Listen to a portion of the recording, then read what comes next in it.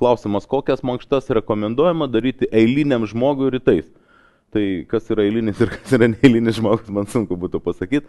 Aš sakyčiau, kiekvienam žmogui rytais reikėtų pasiražyti. Pasižiūrėkit, ką daro atsibūdus katė. Ražosi. Jinai daro mankštą. Mankštos esmė yra tas pats, reiškia, įsivaizduokit, pasiėmiau gitarą, grosiu. Pirmiausia, ką padarau, pažiūriu, kad skambėtų, susistiguoju.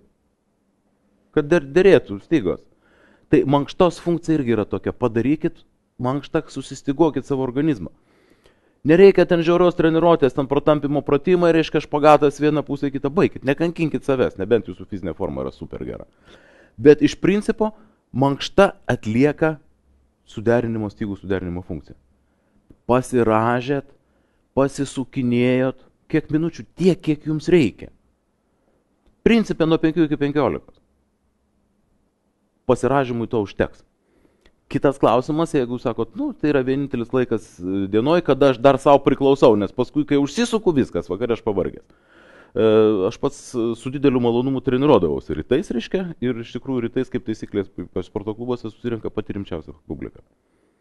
Tie, kurie yra, žino, ko nori, atsikelia anksčiau, nes tai yra jų laikas. Po darbo klubai visada yra perpildyti, reiškia, ir ten vyksta daugeliu atveju nežinia kas, tik netreniruotės. O rytai žmonės treniruojasi. Tai jeigu jūsų režimas toks, kad jūs treniruojatės iš ryto, tai čia yra nebe mankšta, čia yra treniruotė. Efektyvi treniruotė yra apie valandą laiko.